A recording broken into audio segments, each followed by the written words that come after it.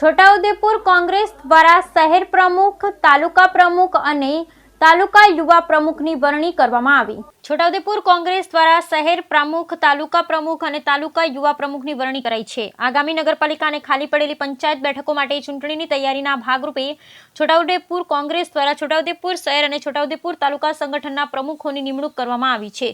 શહેર પ્રમુખ તરીકે એજાજ હુસેન શેખ અને તાલુકા પ્રમુખ તરીકે હેમસિંગભાઈ રાઠવાની પસંદગી કરાઈ છે।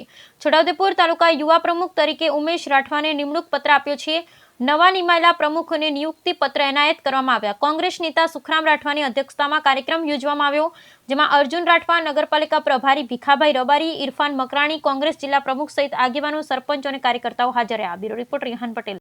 આજ રોજ મારી શહેર કોંગ્રેસ સમિતિના પ્રમુખ તરીકે વરણી થઈ છે, એ બદલ હું કોંગ્રેસ સમિતિનો આભાર માનું છું અને મારી પ્રાથમિકતા નગરપાલિકાના જે આગળના વિકાસના રસ્તા પર શું થઈ શકે એ વિષય પર અમારું ધ્યાન રહેશે ખાસ।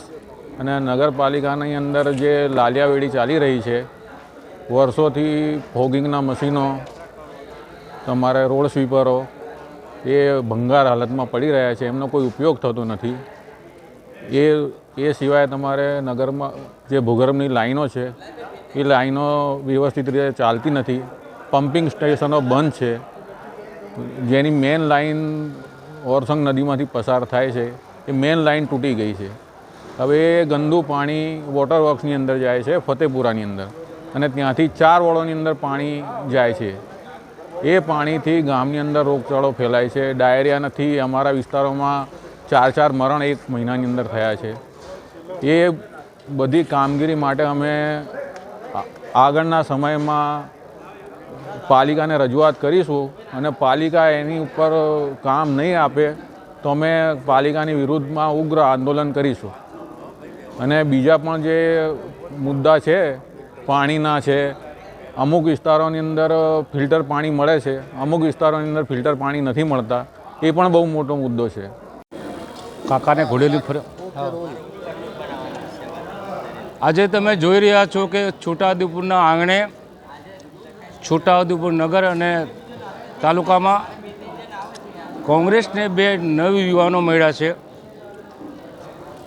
નગર કોંગ્રેસમાં એજાજભાઈ, તાલુકા કોંગ્રેસમાં ભાઈ શ્રી હેમસિંગભાઈ અને તાલુકા યુવક કોંગ્રેસમાં પ્રમુખ તરીકે ભાઈ શ્રી ઉમેશભાઈ, 3 નેતાઓની વરણી થઈ છે।